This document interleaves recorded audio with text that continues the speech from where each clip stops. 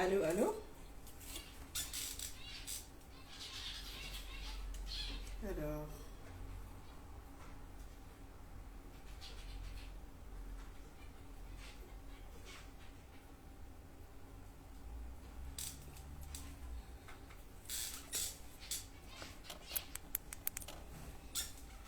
est-ce qu'on entend?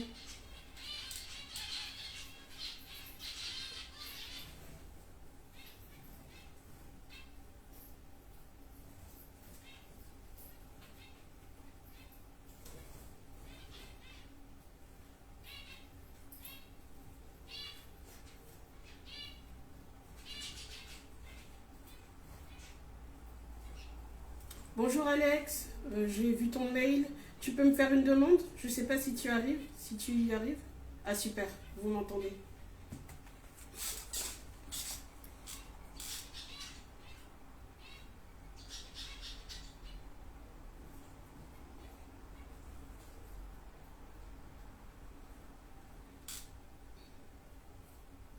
Hello à tous ceux qui viennent d'arriver.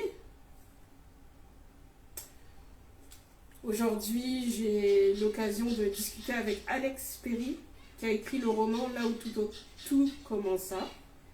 Et justement, je l'attends. Pourquoi? Ah super, la demande a déjà été faite.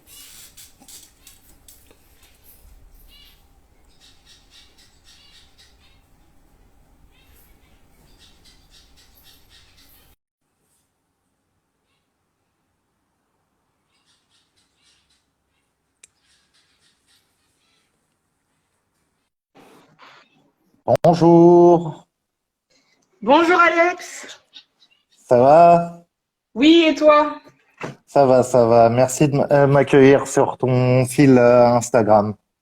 Bah, ça me fait plaisir. J'espère que je casse pas trop ton programme aujourd'hui. Non, non, non, non, ça va. Là, pour moi, c'est encore les vacances, vu que ma fille reprend fin septembre. Donc, on va dire que là, j'ai un peu le temps. Ah, bah, super, profite. Oui, oui, oui. Bah, du coup, Bon, ce soir, je vais dire, bon, il est 19h42, on va dire, en cette fin de journée, c'est un peu ta planète qui est à l'honneur sur mon direct aujourd'hui. Donc, on va parler de ton livre Là où tout commença et aussi parler de toi. ouais, C'est surtout l'occasion, voilà, de présenter ton œuvre. Je suis désolée pour mes oiseaux encore une fois. il n'y a C'est pas de souci.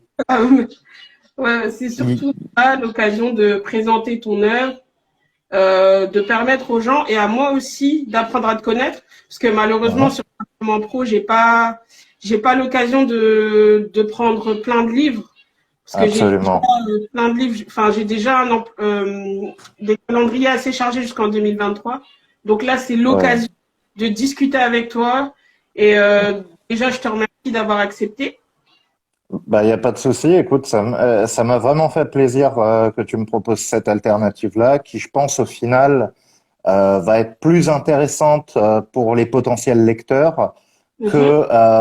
que justement une simple critique.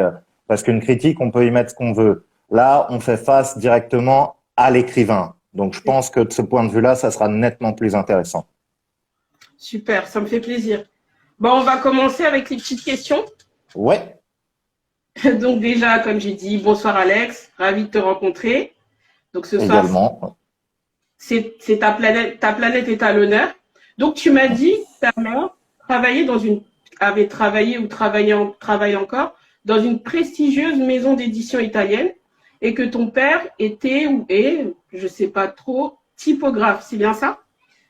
Exactement. Donc, les deux sont retraités, mais ma mère a travaillé pendant des années chez Mondadori, qui est un des plus gros éditeurs italiens. Et mon père a travaillé pas exactement dans la typographie, mais en fait il s'occupait des machines qui impriment autant les journaux que les romans. Venait pour installer et après donc vérifier que tout se passait bien chez les différents imprimeurs. D'accord, bah c'est intéressant parce que je connaissais pas en détail ce métier en fait, donc c'est super intéressant. Est-ce que ton envie d'écrire a toujours été intimement liée aux fonctions de tes parents ou est-ce un livre qui t'a guidé vers l'écriture? Alors, c'est un peu compliqué. En fait, il faut que tu imagines quelque chose, c'est que j'ai toujours vécu entouré de livres. C'est-à-dire que ma mère, travaillant dans cette maison d'édition, elle avait des prix défiant toute concurrence. Donc, il faut que tu imagines, c'est que chez mes parents, il y a pratiquement 10 bibliothèques remplies à ras-bord de livres. Donc déjà, il y a cet environnement-là. Et après, bien sûr, bon, moi, je sors d'un bac littéraire, donc j'ai dû faire pas mal de lectures. Puis après, bon, j'ai toujours aimé lire. Et c'est vrai que ça m'a peut-être amené d'une certaine façon à vouloir écrire à mon tour. Mhm. Donc c'est plus ça qu'un livre en fait. Je pense que c'est un mélange des deux. Il n'y a pas eu vraiment de livre qui a été déclencheur. Mais il faut savoir que j'ai toujours plus ou moins écrit. Après, j'écrivais pas forcément donc des nouvelles ou quoi que ce soit, mais j'ai toujours eu une passion un peu pour l'écriture. J'ai travaillé avec des amis à une époque donc qui avaient monté un groupe et moi je leur écrivais leurs textes. Mhm. Après, donc c'est une forme d'écriture différente, mais ça crée ce rapport donc avec le stylo et la feuille de papier entre guillemets. Mhm, mhm, mhm. Est-ce que justement, je regardais ta date de naissance, tu es né en 1987, donc Oui, on est quand même dans... Il y avait quand même une pop culture, la télévision était hyper présente. Et absolument. t'as pas senti un décalage entre tes camarades de classe et la société en général? Toi, tu es Alors, au milieu des livres et les gens commençaient à délaisser les livres. alors, j'ai envie de te dire que ce décalage, je le sens davantage avec les générations suivantes. C'est-à-dire que ma génération, on a tous été bercés entre guillemets par tout ce qui était Astérix et Tintin. Mhm. Ça, c'était un indémodable. Et après, on avait aussi, donc souvent, quand on allait à l'école primaire, en tout cas dans mon village, on devait se rendre justement donc à la bibliothèque une fois par semaine pour prendre un livre. Et à partir d'un certain âge, bon, c'était plus les BD, ça allait être les romans. Et il y a toujours eu un encouragement tant de la part de mes parents que de l'école pour justement lire. Et ma génération, en tout cas de mon vécu personnel, je me rends compte il y a quand même un attachement au livre.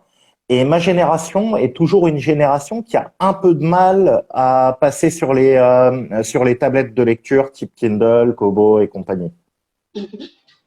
On est toujours attaché au livre papier. Et c'est vrai que moi, j'ai beaucoup, beaucoup de mal à lire sur tablette. Mhm. Ouh, je t'entends plus. Tu Tu m'entends? m'entends encore? Là, je t'entends, c'est bon. Et, D'accord. et justement, bah, je confirme. Je confirme que oui, là, vraiment, quand on dit qu'on lit plus de livres enfin, qu'on est plus dans les livres que dans l'audiovisuel, dans le cinéma ou dans les séries, on passe pour un petit peu has-been quand même, plus aujourd'hui, c'est vrai. Et c'est Oh. intéressant ce que tu dis. Moi, je confirme. Ouais, non, on passe pour has-been, mais au final, il suffit simplement que, enfin, moi, je m'en suis rendu compte avec mon cercle d'amis. C'est Mhm. quand je leur ai dit que j'allais publier mon premier livre, tous étaient un peu sciés, quoi. Ils s'attendaient pas à ça. C'est-à-dire que pour eux, le fait d'écrire un livre, c'est extrêmement compliqué et c'est surtout peu de gens sont capables de le faire. Alors Mhm. qu'en réalité, on n'a jamais vu autant de livres publiés que dans les 2 dernières années. Ouais, c'est vrai. C'est vrai. Quel livre t'a le plus marqué dans ta vie? Alors pour moi, c'est un livre de science-fiction que j'ai toujours adoré, c'est De la Terre à la Lune de Jules Verne. C'est vrai que c'est vraiment Alors c'est pas mon bouquin préféré, mais c'est celui qui m'a le plus marqué parce que en se replaçant dans le contexte, quand on voit un écrivain du 19e siècle qui est capable d'imaginer un voyage sur la Lune, c'est quand même assez notable, on va dire, et c'est sans doute ce qui a fait son succès. Ouais, c'est clair.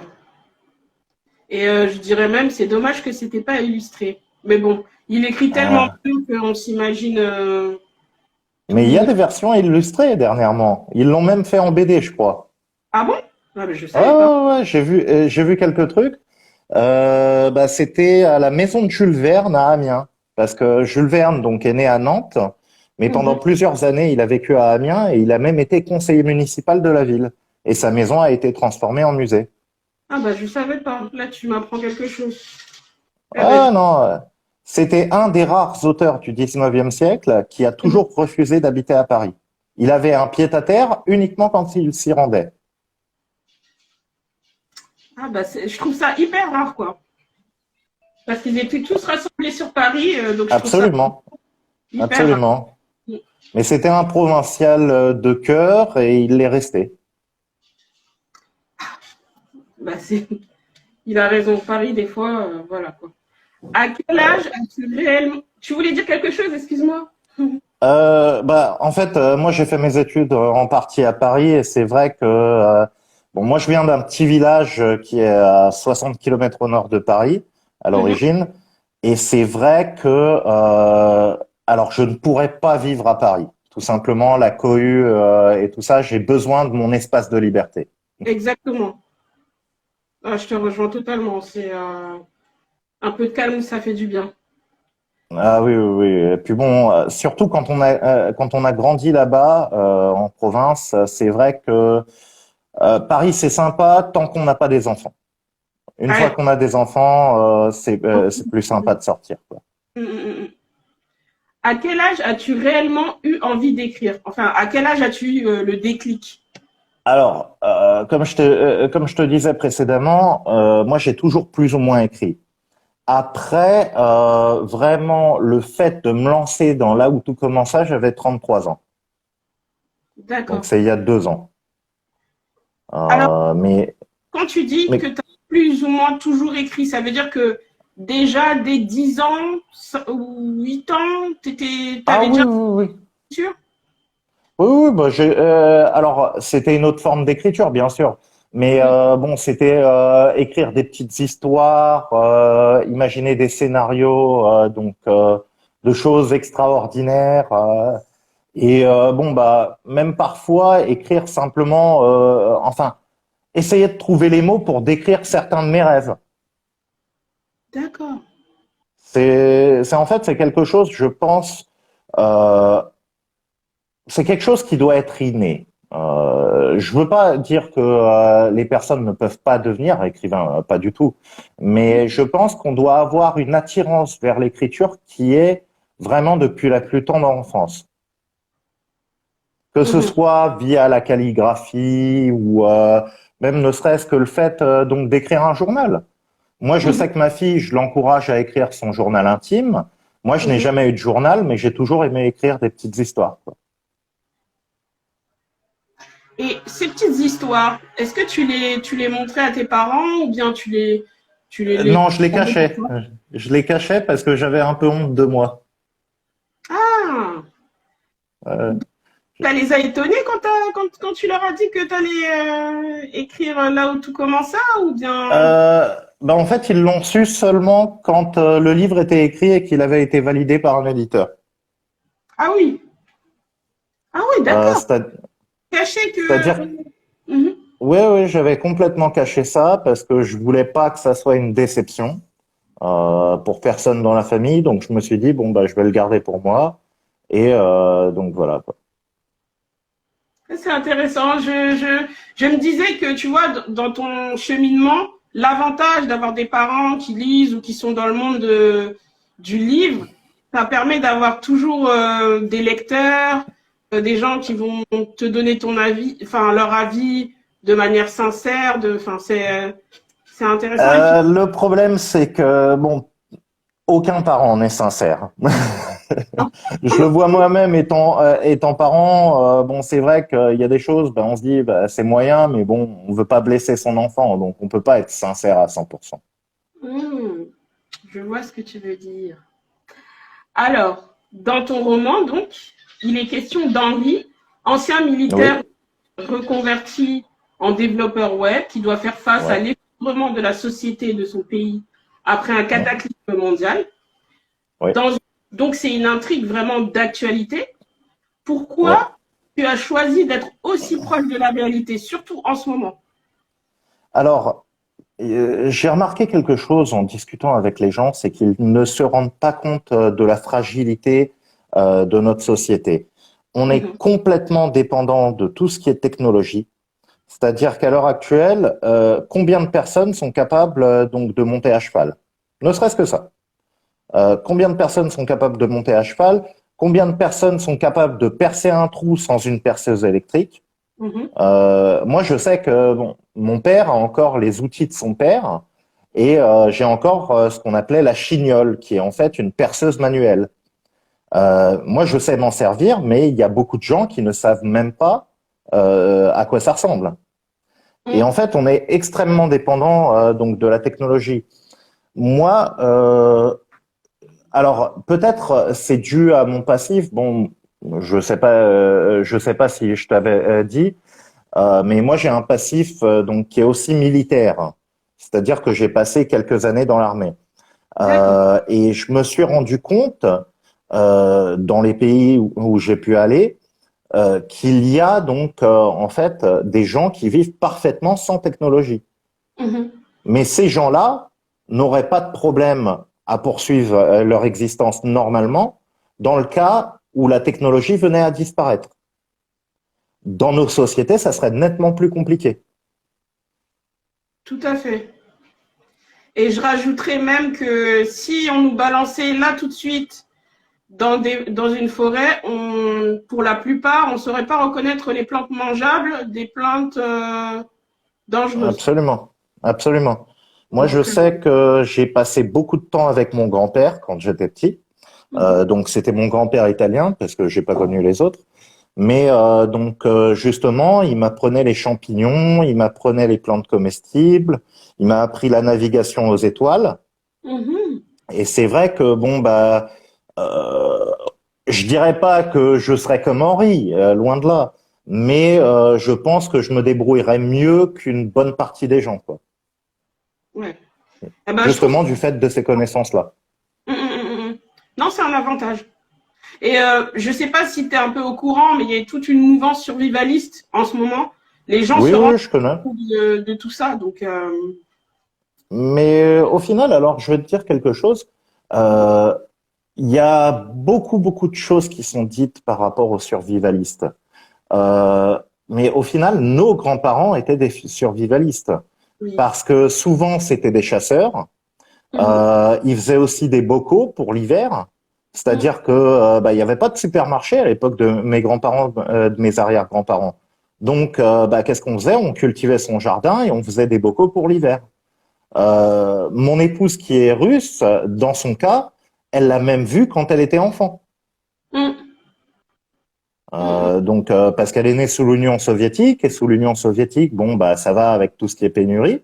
Et les gens paraient à ces pénuries justement en cultivant des légumes qui mettaient donc dans des bocaux pour l'hiver. mhm, mhm. Ouais, Donc c'est. au final, le survivaliste, c'est pas forcément la personne qui se surarme. Mhm, Ça va parfois être simplement la personne qui va essayer de vivre entre guillemets en dehors du système. Une personne qui achète des panneaux solaires et qui fait fonctionner sa maison avec ses panneaux solaires, bah, c'est une forme de survivalisme.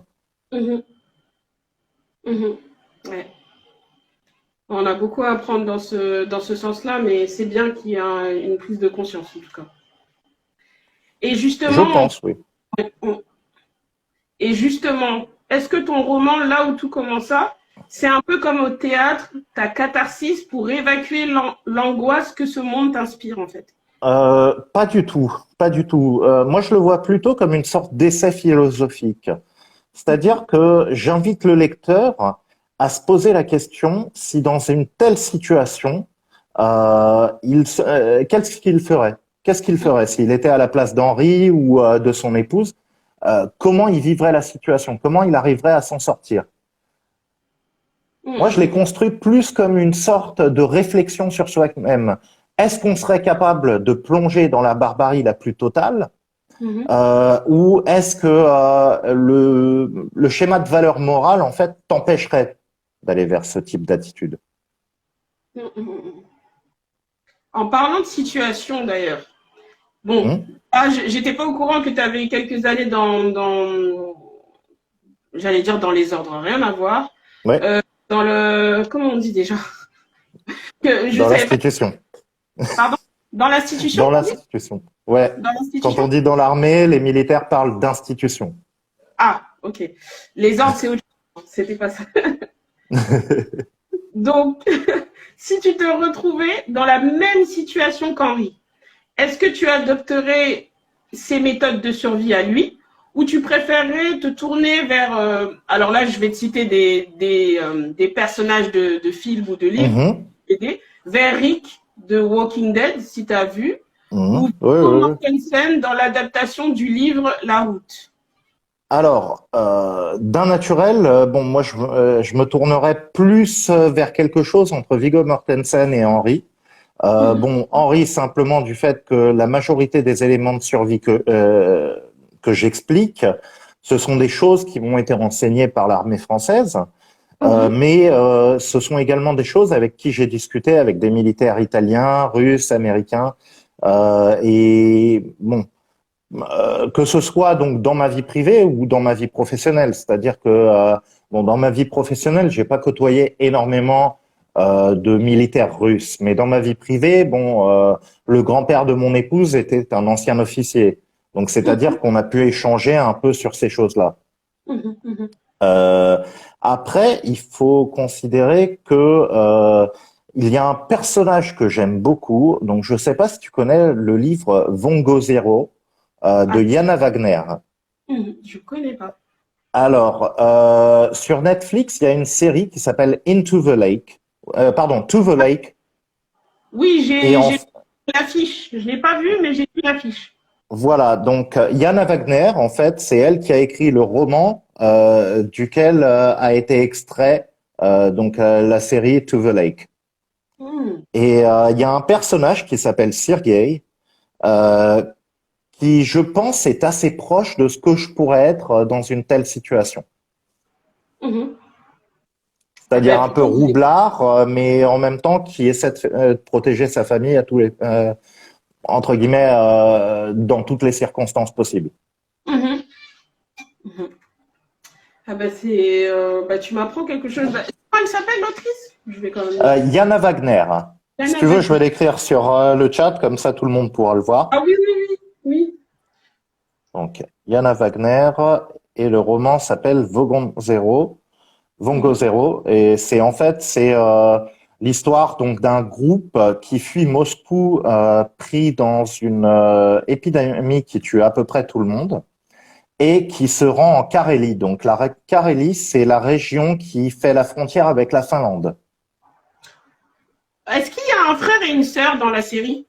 Alors, il y a des enfants, D'accord. mais il n'y a pas de frères et de sœurs. Enfin, Je confonds avec une autre pas. Mon- série. Ouais, je confonds avec une autre série. Enfin, à un moment, tu vois, il y avait une vague de séries et de films un peu survivants, Mhm. de guerre de Ouais, ouais. zombies, et je confonds avec autre chose. De Finlande, Non, qui non, est... là c'est non ça je pense je sais de quel film tu parles. Tu parles je crois que ça s'appelle 28 semaines plus tard et c'est un film britannique parce que je me souviens il y a Robert Carlyle dedans Ça, je où pense c'est que... un frère et une sœur et il y a une maladie qui transforme les gens en zombies. Est-ce que le frère et la sœur sont suédois ou sont blonds? Ils sont blonds mais ils sont pas suédois, ils sont britanniques. D'accord. Bon, alors, Dans le je film que je parle, c'est ça, c'est un film avec Robert Carlyle. ça aussi. À un moment, il y avait que ça comme série. Mhm. Après Walking Dead, il y avait une vague de séries comme ça. Et donc, Ouais, j'en ai... très orienté zombie. Pardon? Très orienté zombie. Oui, très orienté, zombie. Un peu, ouais, oui. Zombie, épidémie, ouais, ouais, Ouais. carrément. Il y a une très bonne série québécoise, si ça t'intéresse, qui s'appelle Épidémie. Moi, je suis tombé dessus et j'ai vraiment accroché, quoi. Je note, épidémie. Bon, c'est pas Ouais. difficile à Ouais, oublier. non, ça devrait pas être trop dur à trouver. Bon, après, il faudra peut-être le chercher parce que je sais que sur les plateformes, ça n'existe pas, donc sûrement ça sera du Oui, streaming. Mhm, mhm. Mais c'est une série canadienne et j'ai trouvé qu'elle est très bien réalisée parce qu'on voit le point de vue du médecin. Ah oui. Et c'est rare d'ailleurs, dans ces genres de films, on Ouais. voit vraiment le point de vue du médecin plus des survivants. Exactement, exactement. Mais au final, on voit le point de vue du médecin et comment il arrive à s'en sortir pour ne pas être infecté aussi. Ok, d'accord. D'ailleurs, en parlant de cinéma, si Ouais, ton livre était un film, une série ou un manga aussi, bon, un anime plutôt, manga anime, ouais, ouais, ouais. est-il? Alors, soit un film post-apo, donc gros budget, façon Hollywood et tout ça, ou Mhm, une bonne série Netflix, c'est-à-dire il y a Netflix a sorti des super séries. Il y en a une belge et une turque. mhm, La belge, c'est Into the Night, qui est absolument excellente, qui est basée sur un livre d'un Polonais qui est en fait un e-book, parce qu'il ne l'a sorti qu'en e-book, et ça s'appelle The Old Axolotl. mhm. Et sinon, il y a Yakamo's S245, qui est une série turque, et qui en fait se rejoint avec Into the Night au niveau de la saison 2. D'accord. Donc c'est vrai qu'une série Netflix comme ça, si tu connais des gens chez Netflix, envoie-leur mon bouquin ou dis-leur de me contacter, ce sera avec grand Ah, plaisir. ça serait avec plaisir, malheureusement. Mais c'est vrai que là, en t'entendant parler, j'ai l'impression même que, enfin, je vais te poser la question, est-ce que Hmm. avant d'écrire, tu t'es d'abord fait une petite bibliographie survivalisme?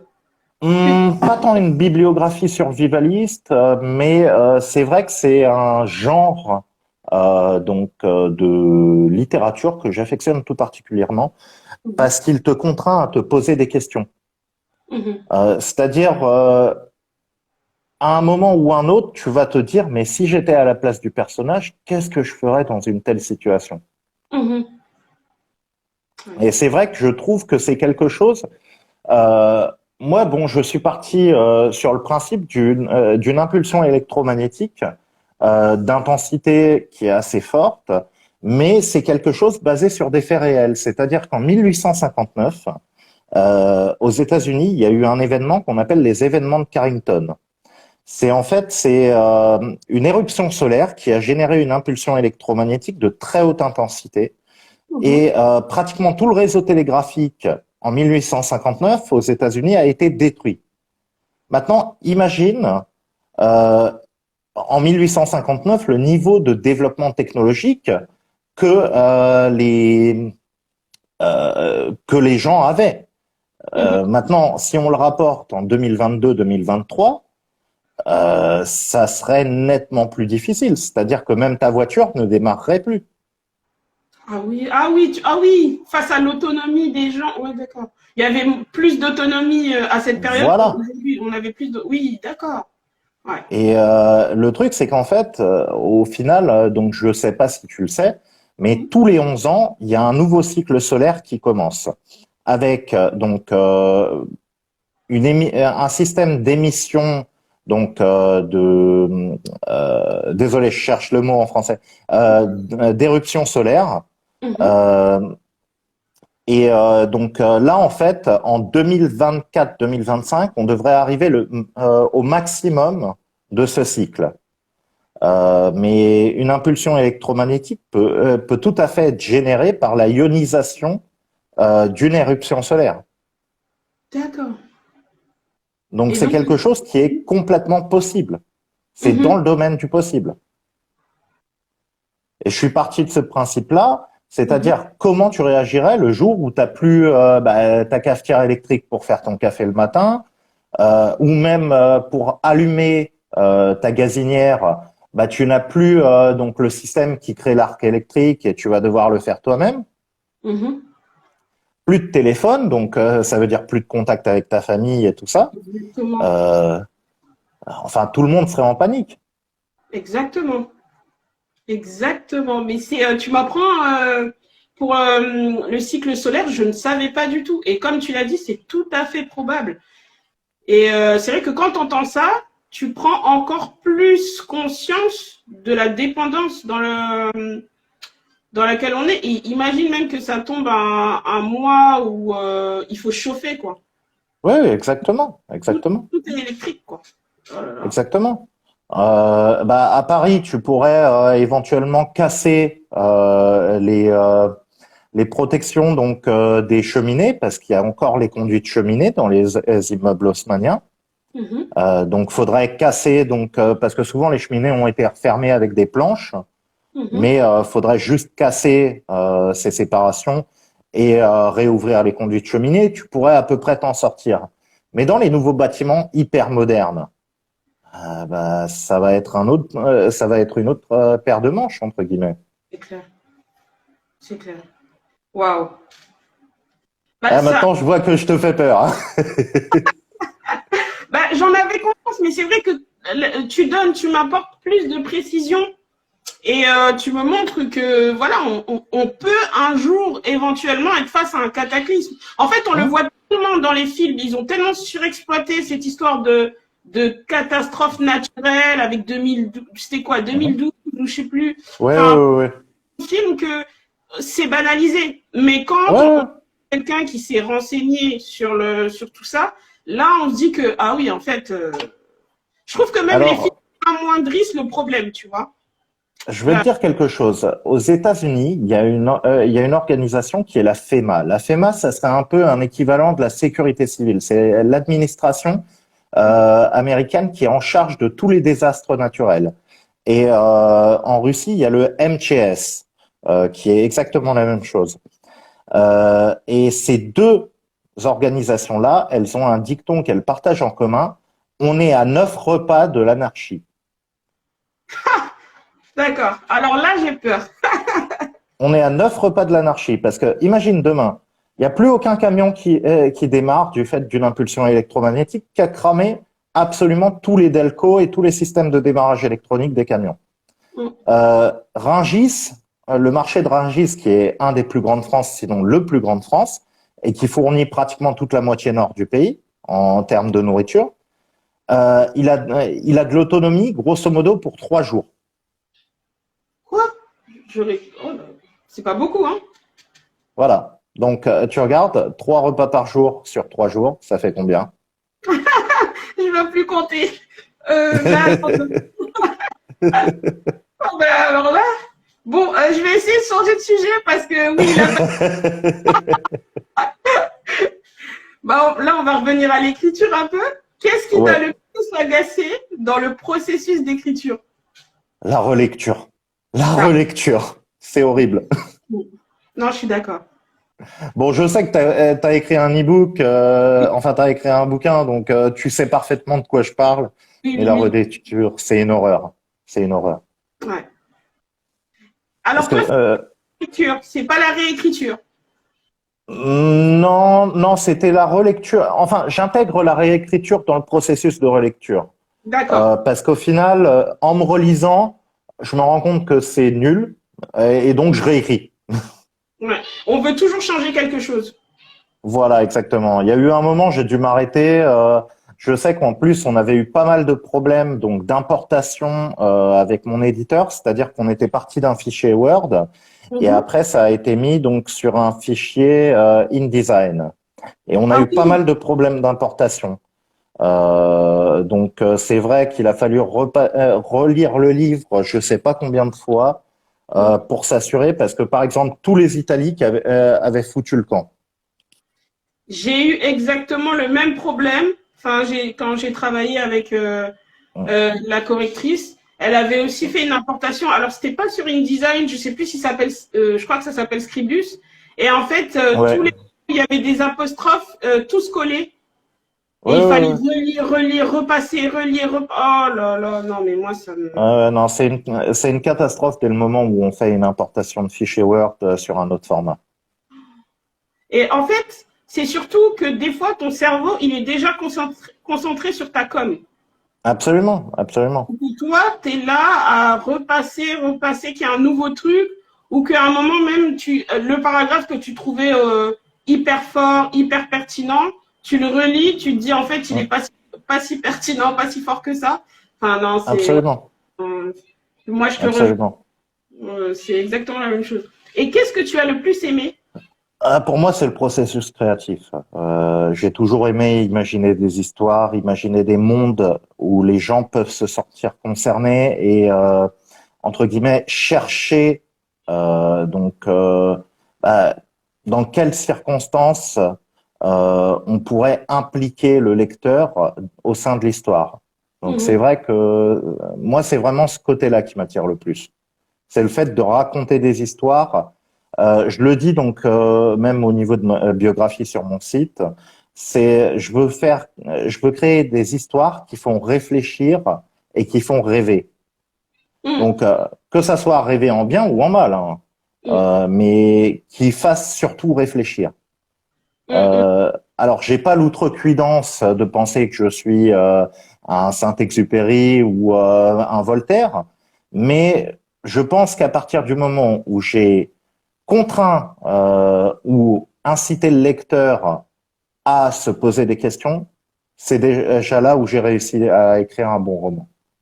Mhm. Mhm. Et d'ailleurs, quand tu écris, tu es plutôt de ceux qui préparent en amont sur une feuille de papier tous les plans, les chapitres, ou tu es quelqu'un qui avance et qui avisera au fur et à mesure?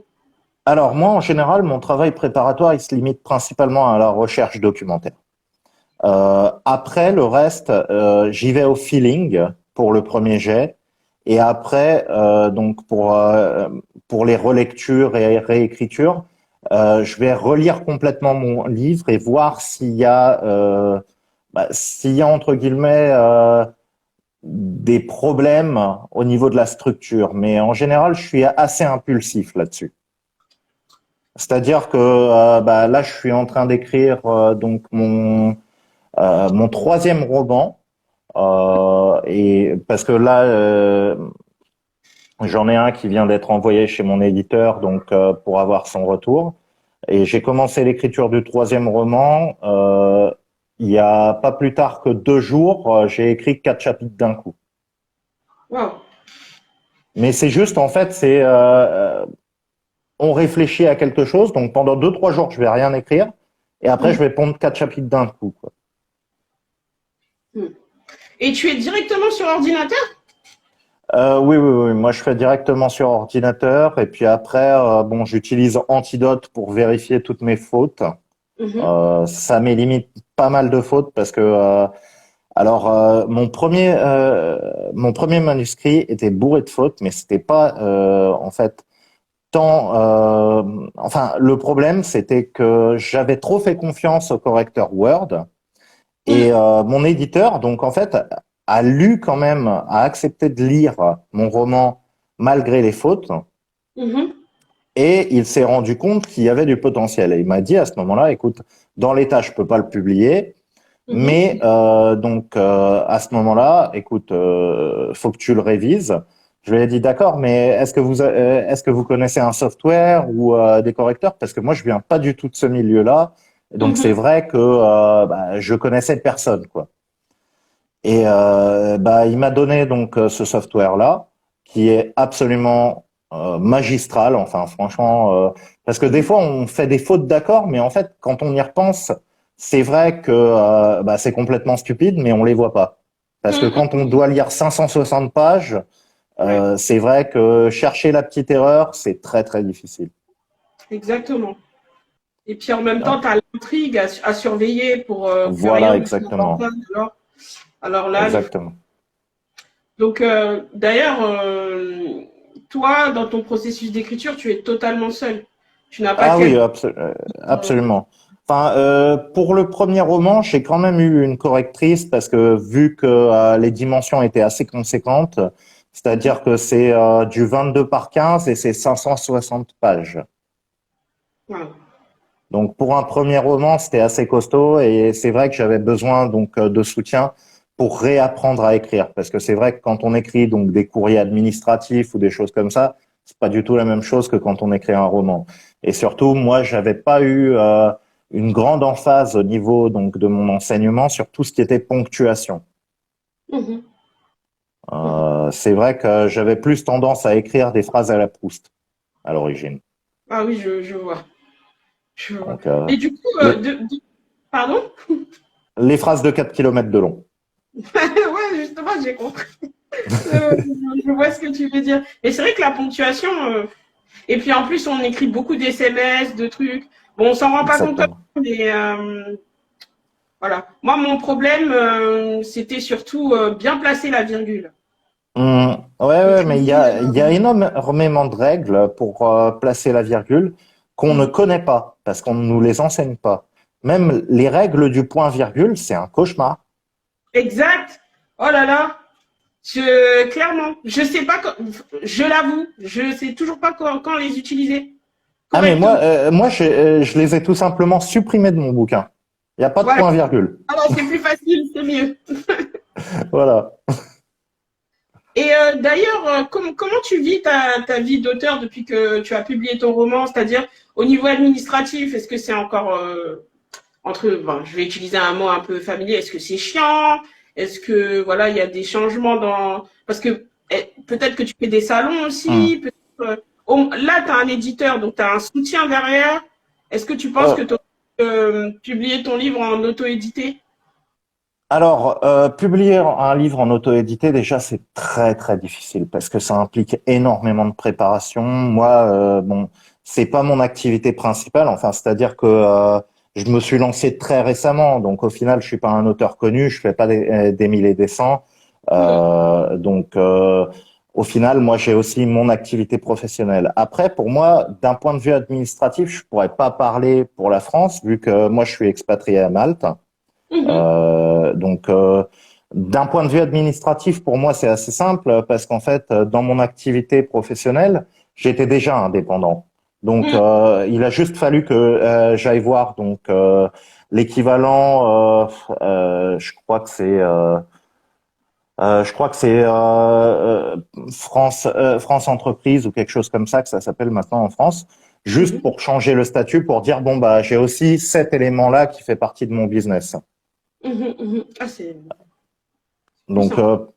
pour moi, c'était très simple d'un point de vue administratif. Après, donc, si on parle, comment dire, si on parle du soutien de mon éditeur et tout ça, faut pas oublier que c'est un petit éditeur. Mhm, Donc, c'est-à-dire qu'il n'y a pas les moyens aussi énormes que si j'étais publié chez Gallimard ou quelque chose comme ça. mhm, Donc après, pour les salons, donc moi j'y vais souvent. Donc mon éditeur m'envoie donc la liste des salons et je décide si j'y vais ou pas. Donc j'ai un stock de livres chez mes parents. Après pour moi c'est un peu plus compliqué de faire les petits salons. mhm. Je suis obligé de me limiter aux grands du point de vue où bah je dois payer mon billet d'avion, je dois payer ma chambre d'hôtel quoi. Ah oui, oui, oui. Mhm. Donc c'est vrai que c'est un peu plus compliqué de faire les petits salons. Si après mon éditeur me payait tout, c'est sûr que je pourrais faire tous les salons, quoi. Mais malheureusement, quand on n'est pas chez les grands éditeurs, c'est souvent très limité. Ouais. Mais du coup, la majeure partie de ta com, c'est sur les réseaux. Ah oui, oui, oui, absolument. Il y a pas mal de com sur les réseaux. Après, bon, moi j'ai travaillé avec quelques journalistes, que ce soit en Belgique, en France ou au Canada. J'ai travaillé aussi, je me suis mis en business avec une librairie donc française Mhm. qui agit un peu comme Amazon, mais qui est dirigée envers les expatriés, parce que malheureusement, beaucoup d'éditeurs ne considèrent pas les lecteurs expatriés. Et je trouve ça malheureux. Parce que moi, étant expatrié, c'est vrai que pour moi, ça a toujours été une frustration de ne pas pouvoir avoir de livres. Et là, c'est vrai que les livres, je les ai pour pratiquement le même prix qu'en France, quoi. Il y a juste un petit surplus à payer, donc pour le faire envoyer chez moi à Malte. Mhm, Alors mhm, qu'Amazon, donc avant, c'était 2 3 € pour l'envoi d'un livre. Maintenant, c'est 16 €. mhm. Ouais, c'est Amazon et l'augmentation, on va, voilà. Voilà. Voilà, donc 16 € pour un livre qui en vaut 20 ou 22, c'est vrai que Ah ça ouais. pique un peu, quoi. Donc c'est pour ça que j'ai décidé de travailler avec cette librairie qui a sa plateforme, je sais pas si je peux faire de la pub sur ta chaîne, mais je crois qu'il le mérite. Ça me dérange Donc pas. la librairie s'appelle Lireka, et c'est deux anciens membres de chez Amazon qui l'ont créé, et ils ont racheté la librairie Artaud de Grenoble, qui est une librairie qui a pratiquement 150 ans. Et donc au final, c'est pas Amazon, c'est un libraire indépendant, quoi. Mais ils ont monté une plateforme justement pour les expats parce que eux-mêmes, donc les fondateurs étaient des expats et ils ont su ce que c'est que de ne pas avoir de livre comme on le veut. Bah, heureusement qu'il existe ce genre d'initiative, quoi. Parce que, Absolument. voilà, ça a des avantages, les auteurs comme toi, quoi. C'est dommage. Ouais. Et Du coup, il y a aussi une chose, donc moi personnellement j'apprécie, c'est que au final, bon, c'est une entreprise française, mhm, mais qui a considéré le fait que bah, la littérature francophone doit être accessible partout dans le monde. exact, Et exact. là-dessus, enfin moi j'ai beaucoup parlé avec le fondateur, et c'est vrai que pour moi c'était très important que mon livre puisse être disponible partout dans le monde, peu importe les budgets. C'est-à-dire j'ai pas envie que quelqu'un qui soit par exemple expatrié en Chine doive Mhm, payer 50 euros pour le transport. C'est-à-dire que mhm, sur Amazon Canada, mon livre est vendu plus de 80 $ juste parce qu'il y a 50 $ de transport. wow. Alors que si tu passes par eux, bah, tu vas le payer, je crois que c'est l'équivalent de 22 euros en dollars canadiens, plus peut-être 1 € de transport, quoi. Ah. Et heureusement. Et donc, tu m'as dit quel nom? L'IRECA? L'IRECA, Lireka. D'accord. L'IRECA. Bah, je vais peut-être même le noter dans la petite légende que je mettrai sous notre Ouais. direct pour la rediffusion. Donc, Mhm. regarde, je note l'IRECA. Allez. Ouais. Et donc, Je pense que ça valait le coup de les mentionner parce que c'est une jeune boîte. Ils sont mhm. pas assez connus et par rapport au boulot qu'ils abattent, franchement, ils le méritent vraiment. Non, oui, c'est clair. Je pense que des initiatives comme ça, faut en parler, quoi. Voilà. En parler. Désolé hein, d'avoir fait de la pub, mais Tout, aujourd'hui, c'est ta planète à l'honneur. Donc, si l'IRECA enfin, est un allié, en fait, dans la publication de ton livre ouais, dans le monde, donc c'est important d'en parler. Ben, je absolument. me renseignerai aussi. C'est intéressant de mettre en avant ce genre de choses dans mes stories ou tu vois. Absolument, absolument. Et donc, ton roman, là où tout commença, aura-t-il une suite? Oui, la suite vient d'être envoyée à l'éditeur et je vais révéler le nom, enfin, pas vraiment révéler parce que je crois que je l'avais déjà révélé sur Instagram, mais ça va s'appeler Là où tout finira. Ah, bien, bien, bien, bien le titre. C'est bien. Voilà. Et l'action, ça ne va pas être la suite immédiate, mais c'est Mhm. une suite qui se passe 20 ans après. C'est-à-dire que ce n'est plus Henri, mais c'est sa fille qui parle. D'accord. Mais on aura quand même Je- des... Ouais, comme ça, enfin, c'est très bien. Absolument. On aura des infos sur ce qui arrive à Henri. Ouais. Voilà. Mais j'ai préféré laisser sa fille parler pour montrer comment le monde a pu devenir en 20 ans. Mm. Et il y a des petites infos qui sont disséminées à droite, à gauche, et on peut faire assez facilement le rapport avec là où tout commence. Ah, super, franchement. Une suite, je pense que... Enfin, j'ai regardé aussi hein, sur Babelio, tout ça. Mhm. Je pense que les gens attendent avec impatience une suite de ton roman. Donc, Ouais, j'apprécie. j'ai eu pas mal de demandes par rapport à ça. Est-ce qu'il va y avoir une suite et tout ça? Il y a beaucoup de gens qui semblent intéressés. Et c'est vrai que bah, d'une certaine façon, je sais pas si tu connais Guérilla de Laurent Oberton. Ça me dit quelque chose. Alors, Laurent Oberton, c'est quelqu'un qui a une vision assez négative parce que en fait, son éditeur avait tendance à publier des trucs qui étaient borderline, voire de publier certains écrits qu'on pourrait classifier très à droite. D'accord. Mais après, lui, c'est un journaliste et il a essayé de reprendre donc des documents du ministère de la Défense et tout ça pour Mhm. essayer d'imaginer donc une situation qui entraînerait une sorte de guerre civile en France. Et il l'avait créé donc sur des histoires entrecroisées, mais tout dans la continuité sur quelques jours. Moi, j'ai pris le contre-pied, c'est-à-dire que je me suis dit, ça serait sympa de voir le début, mais aussi la fin. Et après, laisser le lecteur imaginer ce qui a pu se passer au milieu. Mhm. Mhm. Je vois, je vois, je vois. Non, mais enfin, c'est vraiment dommage que j'ai vraiment un calendrier chargé sur Simplement Pro parce que Ouais, ça ouais. m'a envie de commencer là où tout commença. Franchement, Bah, c'est bien, ça veut dire que je fais bien mon boulot. ouais, c'est clair. Clairement. T'assures depuis le début. Je tiens à te le dire. Et d'ailleurs, Merci. pour le rappeler, pour rappeler aux gens qui nous regardent, où est-ce qu'on peut retrouver ton livre? Alors, déjà, on peut le trouver sur toutes les plateformes web. Enfin, toutes à ma connaissance, hein. Après, je peux pas dire qu'elles sont toutes, mais toutes à ma connaissance. Pour les expatriés ou les gens qui ne vivraient ni en France, ni en Belgique, ni en Suisse, on peut le retrouver donc sur l'IRECA, où vous avez la livraison gratuite. Mhm. Donc uniquement pour les gens qui ne vivent pas en France ou en Belgique ou en Suisse. Je tiens à préciser ça.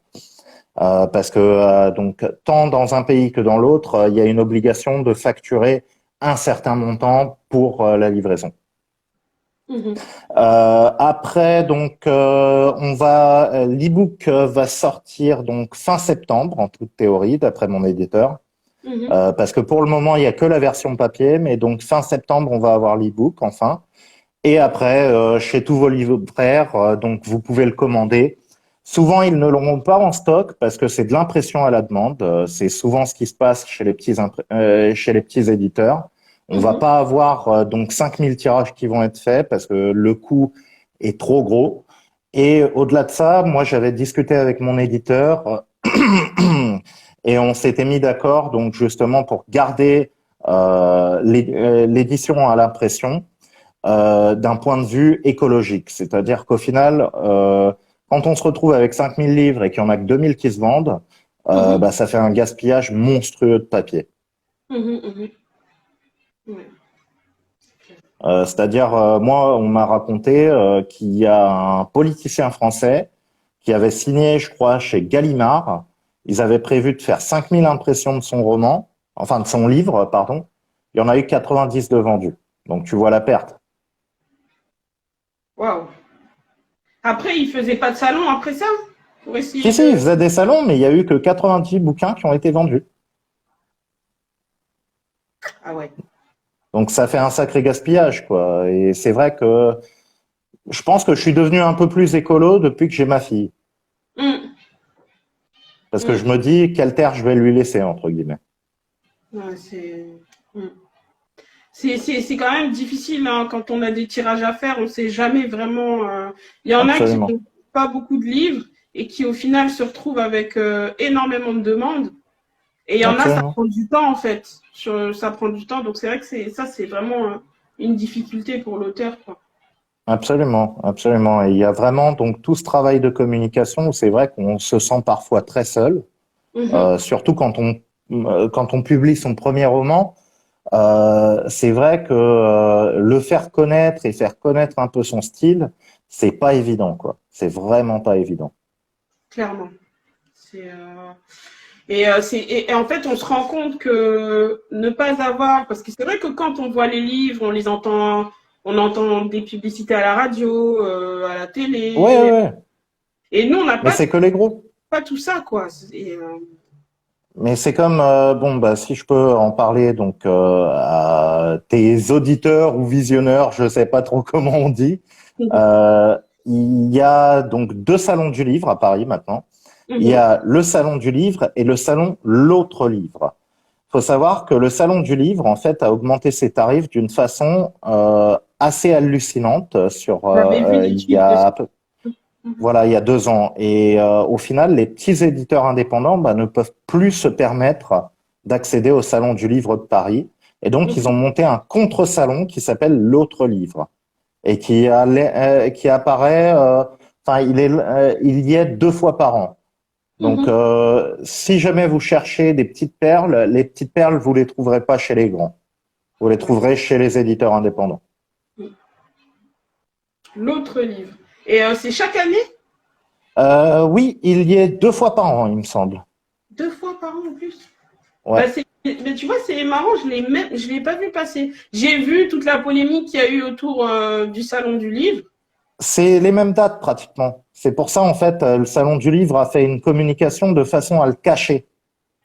Ah oui, à écraser le. D'accord. Voilà. Hmm. Ah ben, donc l'IRECA, l'autre salon, L'autre livre, l'autre livre, je retiens tout ça. D'ailleurs, quel est ton conseil pour les futurs auteurs? tentez.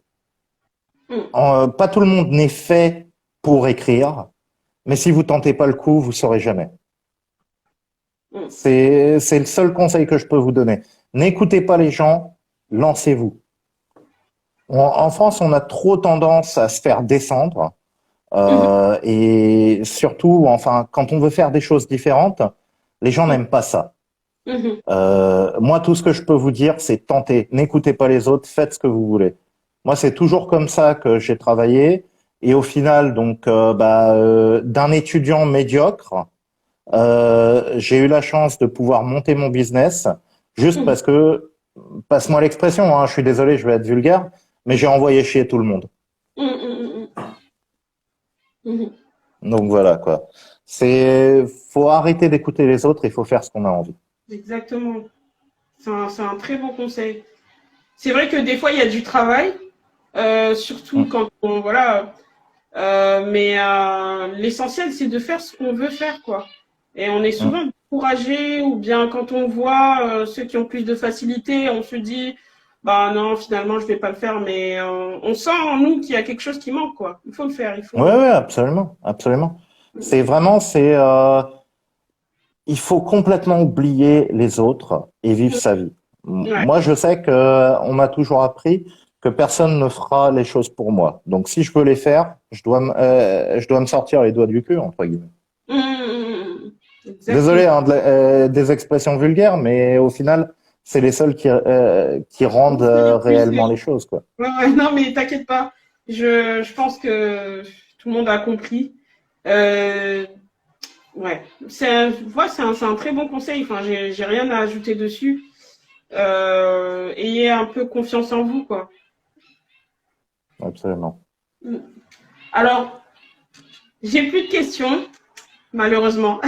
Mm. Mais Bah oui. encore merci d'avoir accepté mon invitation. D'ailleurs, je Bah, voulais merci à toi de m'avoir invité.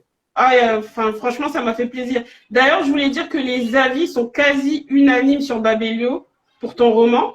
Donc, si vous voulez vérifier par vous-même, vous tapez là où tout commença sur Google, vous allez sur Babelio, vous regardez les avis, voilà, j'allais dire dithyrambique, j'allais monter haut. Voilà, franchement, ils sont quasi unanimes. Donc, c'est un livre à placer dans sa bibliothèque. Là, c'est la rentrée, il va commencer à faire froid. Voilà, c'est intéressant d'être sous sa couette, se dire je suis en sécurité, je peux suivre la vie d'Henri qui n'est pas en sécurité. Je sais, ça fait un peu Voilà. et voilà, ça, voilà. Et Et puis hum, en plus, il prend la mer en été, donc ça vous rappellera des bons souvenirs. voilà, exactement. Et d'ailleurs, moi, je tenais à te dire aussi que bah, c'était une super entrevue parce que tu m'as appris aussi des choses. C'est que ma deuxième entrevue, mais là, je tombe que sur des super auteurs. La semaine dernière, c'était Yasmine. Donc, moi, de mon côté, je vais partager ton livre via ma story. Ouais, Il va y avoir une rediffusion du live, je pense, demain. Comme ça, d'accord, ça débute bien la semaine. Et d'accord. donc, vous pourrez, pour les gens qui sont sur YouTube, vous pourrez retrouver le live sur YouTube. des extraits sur TikTok. J'arrive pas, j'ai du mal avec TikTok, mais je vais faire un effort si vous êtes sur TikTok. Et puis il y aura aussi le lien du live sur Twitter. Alors, Aussi, si je peux me permettre, oui, vas-y. je voudrais faire un peu de pub pour un copain qui a une chaîne YouTube qui lui aussi travaille beaucoup donc sur tout ce qui est post-apocalyptique. Mhm. Si ça te dérange pas que je mentionne sa chaîne, il s'appelle Chronique Vas-y, vas-y. post-apocalyptique. Mhm. Et donc il fait un boulot assez énorme, plus d'un point de vue survivaliste, mais je trouve que sa chaîne a le mérite d'apporter quelque chose, donc entre guillemets, à l'environnement web. Mhm. Donc voilà, Et j'ai pas entendu le nom, moi. chronique post-apocalyptique. D'accord. Chronique post. Bah, tu vois, moi aussi, je note parce que je me dis pourquoi pas aller faire un tour, voir un peu aussi.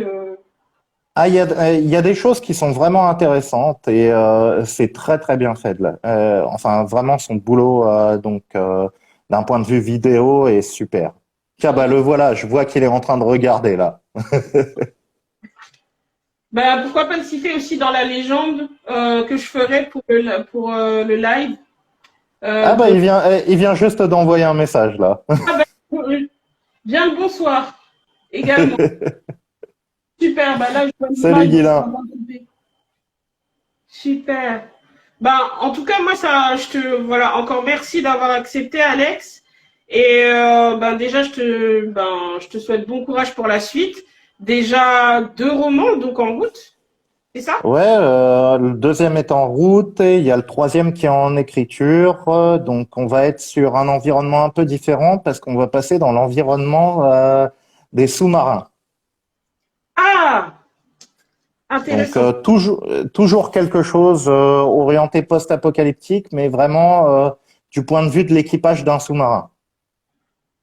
Hum. Et je vois que justement ton passage dans les institutions influence vraiment ta carrière d'auteur. Bah disons que il y a beaucoup de choses que je connais donc de ce milieu-là, et c'est vrai que au final, ça a eu un impact. Après, pas complètement parce que tu verras donc bah, si le deuxième sort en l'état, on est complètement sur autre chose, c'est-à-dire qu'il n'y a plus de militaires. Enfin, il y a toujours un esprit un peu militaire, Mhm. mais la fille d'Henri devient médecin. D'accord. Donc, on va vraiment avoir plus le côté médecin. Et là, je me suis fait aider d'un ami qui lui-même est médecin. Pour tout ce qui va être les cas médicaux et tout ça, et même parfois la terminologie, parce que c'est vrai qu'ils ont de la terminologie à coucher dehors. Mais rassurez-vous, il y a des notes en bas de page. Donc, voilà. Ben, hâte de découvrir. Et puis, pourquoi pas revenir et nous parler de ce livre. Voilà, moi, j'aime bien les histoires qui se passent sous l'océan. On sait jamais, hein. Il y a toujours quelque chose, peut-être un monstre marin, un calamar géant. J'ai toujours aimé ce genre d'histoire. Bon, c'est Alors, peut-être. il y aura pas de monstre géant, mais il y aura une situation, si on se met dans l'idée de 60 bonhommes qui vivent dans une boîte de conserve sous la flotte, c'est vrai que c'est pas évident à accepter, hein. Ah ben, moi, j'aime beaucoup. J'ai beaucoup. Je sais pas, il y avait un film, je crois que il est sorti dans les années 80. Je sais plus si c'est Spielberg qui l'a fait, mais c'était aussi dans un sous-marin et À la tout. poursuite d'Octobre Rouge, C'est peut-être avec ça. Sean Connery, Oui, c'est peut-être ça. c'est celui-là. Ouais. C'est celui-là. C'est À la poursuite d'Octobre Rouge. Et ben, lui aussi, c'est un bouquin qui est tiré d'un livre de Tom Clancy. Eh ben, moi j'aime beaucoup dans la science-fiction. C'est vrai que moi je suis plus fantasy, mais dans la science-fiction, j'aime beaucoup les œuvres où les humains sont confinés et où il y Hum. a une menace dehors. Alors Alien, tout ça. Oui, bah, c'est du classique. Oui, c'est vrai que c'est du classique, mais c'est vrai que c'est pas tellement les aliens moi qui me faisaient peur sur le coup. C'était la Hum. défense que les humains ils avaient les uns pour les autres à un moment donné, tu vois. Ouais, ouais, ouais, absolument. Le repas là. Absolument. Mais de toute façon, alors, Moi, j'ai toujours vécu la science-fiction et le post-apocalyptique n'est juste qu'un sous-genre de la science-fiction. Moi, je l'ai Mhm, toujours vu comme un arbre des possibles, entre guillemets. mhm, C'est-à-dire, tout ce qui est écrit est du domaine du possible. Après, est-ce que ça adviendra ou non, c'est autre chose. Mais chaque auteur de science-fiction, et il n'y en a pas un seul que j'ai lu, ne s'est jamais basé sur quelque chose qui pouvait être plausible. mhm, Il y a toujours du plausible, ne serait-ce qu'au départ. mhm. Faut pas oublier qu'il y a 200 ans, ce que nous on appelle de la technologie maintenant, à l'époque pour eux c'était de la magie. Oui, clairement, clairement. Donc, donc pour Ouais. nous ça pourrait être la même chose de ce que nos arrière-arrière-petits-enfants pourraient expérimenter. Mm. D'ailleurs, quand tu dis ça, ça me fait penser à Metropolis, le film en noir et blanc. Ouais. Qu'est-ce qu'ils diraient s'ils étaient encore là pour voir le monde dans lequel on est? Mais C'est... regarde simplement 1984 de George Oui, Orwell. oui. Et d'ailleurs, Euh, mm, la NSA fait exactement la même chose, c'est juste qu'ils font plus dans le feutré. exactement. Il y a vraiment beaucoup à dire sur la science-fiction. Bah, peut-être qu'un jour, je ferai un thème spécial science-fiction parce que je pense aussi. Bah, en fait, j'essaye de voir ce qui pourrait plaire aux auteurs et pouvoir discuter aux auteurs via des lives. Ouais. Voilà. Et c'est vrai que la science-fiction, j'aimerais bien faire un. Tu m'as donné une idée. Bah, je pense qu'il y a quelque chose à faire autour de la science-fiction parce que c'est un genre qui est bien souvent trop négligé et Mhm, pourtant qui est sûrement le plus ouvert sur le monde actuel. mhm, mhm. C'est clair. C'est totalement ça. Et il y a plein de sous-genres, j'ai l'impression, qui naissent aussi autour de la science-fiction. Absolument, absolument. Tout ce qui est zombie et tout ça, zombie, c'est ni plus ni moins qu'un mélange entre la science-fiction et le fantasy, hein. Oui. Clairement. Non, mais il y a quelque chose à faire. En tout cas, moi, de toute façon, on se suit sur Instagram. Si un jour je suis Absolument. spécial science-fiction, je t'appelle. Et Ouais, puis, je vais aussi avec Chronique Post-Apocalyptique que je vais aller suivre aussi pour voir ce ouais. qui. Bah, c'est super gentil pour toutes Mm. ces infos, pour nous avoir partagé ta passion. Et Bah, merci à toi. on s'est bien amusé dans ta planète, c'était super. Ouais. Et si je peux juste faire ma petite auto-promo ce coup-ci. Oui, bien sûr. Donc, je serai présent au salon du livre du Touquet en novembre. Alors, ça devrait être mi-novembre. Donc, si jamais vous êtes dans le coin, venez me voir. Je vous promets, je vous ferai un exemplaire dédicacé et puis vous pourrez discuter avec moi. J'ai toujours grand plaisir à discuter avec tout le monde. Super. Et d'ailleurs, si jamais tu fais une affiche ou un petit flyer pour l'occasion, n'hésite pas à me Ouais, dire par message que est-ce que tu peux partager ça comme je d'accord, pas de souci. je pourrais partager sur ma story, il n'y a aucun problème. Bah, je te Pas de souhaite une souci. très bonne soirée. Merci Ben, encore merci d'avoir à toi. accepté. Et puis à la semaine prochaine, normalement, si tout va bien pour j'allais dire, je sais pas, mes auditeurs aussi. Voilà, je vais dire auditeurs, allez. Ouais, c'est dur de trouver un mot, hein. Oui, internaute, auditeur, on sait plus. Voilà, exactement. Bonne Bon, ben, soirée, hein. merci à tous et une bonne soirée à toi aussi. Merci. Allez, au revoir. Salut.